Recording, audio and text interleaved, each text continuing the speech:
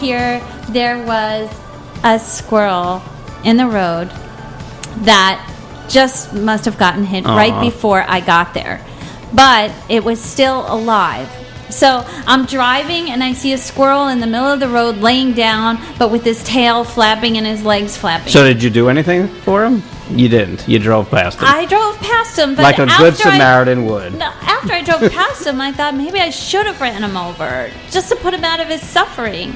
But I couldn't run him over. You can't put yourself and other people around you into danger to avoid hitting a squirrel. You can't do that.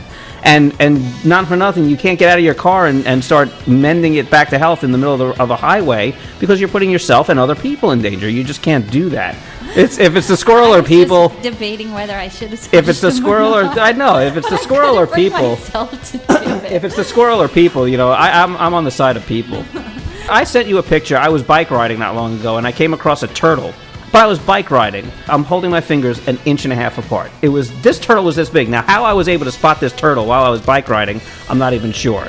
But I went back to get this turtle, and I picked him up, and I put him, just on the other side of the road from the direction he was going, because I didn't want anybody else to run over this tiny little turtle. But I was biking. There was no other traffic around at that point. It's not going to get run over by a car or anything. It was on a rail trail, but if you're driving in a car and you can't just set up some traffic cones in the middle of Route 59 to tend to a squirrel. It's just not really going to happen. Just talking.